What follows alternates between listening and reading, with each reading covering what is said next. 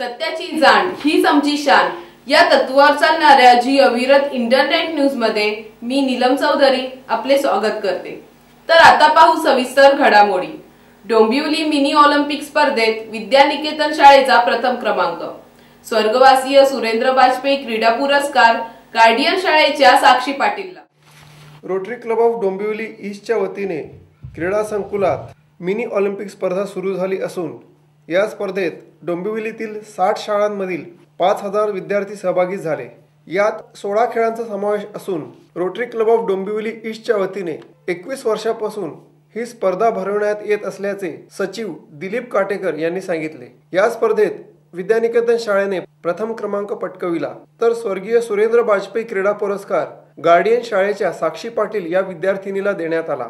पूर्वेकडील क्रीडा संकुल मैदान व बंदिस्त सभागृहात 2 दिवसीय मिनी ऑलिम्पिक स्पर्धेत रस्सीखेच, कबड्डी, खो खो, लंगडी, धावणे, रॉडपुट, जुडो, फुटबॉल, कराटे, बुद्धिबळ, बॅडमिंटन, जलतरंग, ॲथलेटिक्स अशा खेळांचा समावेश होता। रोटरी भवन सभागृहात संपन्न झालेल्या बक्षीस वितरण समारंभात प्रसिद्ध बॅडमिंटनपटू जुन्सूल Sanyal, Rotary doctor Ulhas Kolhatkar, Rotary Dilip Katekar, project प्रमुख विवेक घाटे, रोटरी प्रेषक विजय आगे, राजू प्रभुणे उपस्थित होते।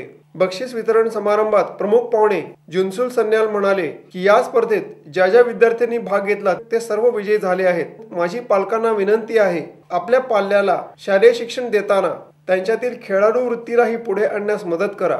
तर डॉक्टर उल्हास कोल्हटकर म्हणाले की खेळाडू पुढे कसे येतील याकडे लक्ष दिले पाहिजे। खेळाडूंना सर्व प्रकारचे सहकार्य करताना स्कॉलरशिप देण्याचा विचार केला तर खेळाडूंना प्रोत्साहन मिळेल। चॅम्पियनशिप ऑफ ट्रॉफी ज्युनियर कॉलेजचे विजेते BR Madavi junior college, championship of स्कूलचे विजेते विद्यानिकेतन, तर द्वितीय क्रमांक सिस्टर निवेदिता शाळेला मिळाला। यावेळी शिक्षकांचाही सन्मान करण्यात आला। तर रोटरी दिलीप काटेकर यांनी स्पर्धेत भाग घेतलेल्या सर्व विद्यार्थी व क्रीडा शिक्षकांचे आभार मानले। विचार प्रत्यक्षात साकारण्यासाठी अपार मेहनत करा, डॉक्टर स्नेहलता देशमुख यांचा संदेश। आयुष्यात आलेल्या आव्हानांना सामोरे जा, त्यातून बरेच काही शिकता येते। विचारांना चालना द्या, विचार ही एक शक्ती आहे। विचार प्रत्यक्षात साकार करण्यासाठी अपार मेहनत करा, यश तुमचेच आहे, असे आवाहन मुंबई विद्यापीठाच्या माजी कुलगुरू डॉक्टर स्नेहलता देशमुख यांनी केले। डोंबिवली येथील ओंकार एज्युकेशन ट्रस्ट आयोजित व्याख्यानमालेचे दुसरे गुंफताना त्या बोलत होत्या। मातृभाषा व श्लोकांचे महत्त्व सांगून विद्यार्थी आणि पालकांना मार्गदर्शन करताना त्या पुढे म्हणाल्या की आपल्या समाजाचा प्रमुख घटक मुले आहेत, तर आई ही आपली प्रथम गुरु आहे। आपल्यावर आई संस्कार करते। मन हे नेहमी शुद्ध असावे, त्यात सकारात्मक विचार असल्यास तुमचे शारीरिक आरोग्यही चांगले राहते, असा सल्ला डॉक्टर देशमुख यांनी दिला।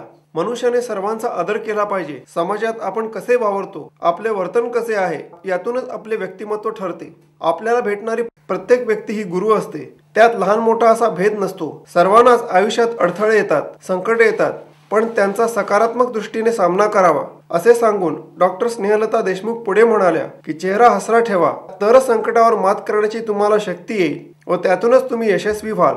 यावेळी ट्रस्टच्या दर्शना सामंत, अर्चना परुळेकर, अनुजा नाईक, अपर्णा वाघ व अन्य पदाधिकारी व मान्यवर व पालक उपस्थित होते। कल्याणात सांस्कृतिक कार्यक्रम जल्लोषात साजरा। भारतीय जनता पार्टी कला व सांस्कृतिक सेल कल्याण जिल्हा आणि कल्याण जिल्हा महिला आघाडी यांच्या वतीने आयोजित करण्यात आलेला दादूस आलारे हा सांस्कृतिक कार्यक्रम मोठ्या जल्लोषात संपन्न झाला।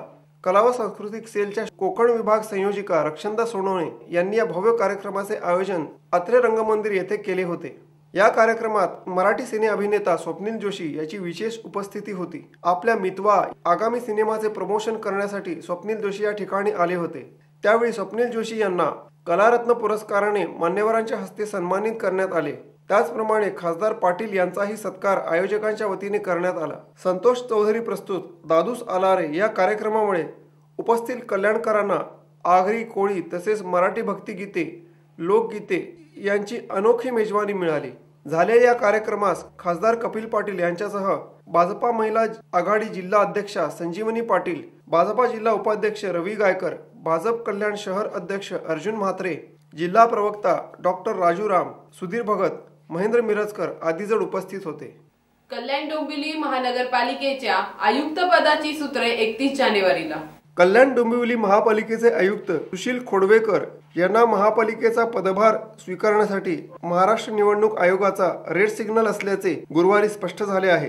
पालघरसह ठाणे जिल्ह्यात निवडणुका असून आचारसंहिता असल्याने त्यांना या ठिकाणी रुजू होण्यासाठी संमती नसल्याची माहिती मिळाली आहे। राज्य शासनाकडूनही आयोगाकडे या ठिकाणचा पदभार दिल्यासंदर्भात कोणताही समन्वय अद्यापर्यंत झालेला नसल्याचे त्यांनी सांगितले। या माहितीनुसार आता ते निवडणूक निकालाची प्रक्रिया पूर्ण झाल्यावर 31 जानेवारीला पदभार स्वीकारतील असे स्पष्ट होत आहे। तर याच बरोबर हे बातमीपत्र संपले। नमस्कार।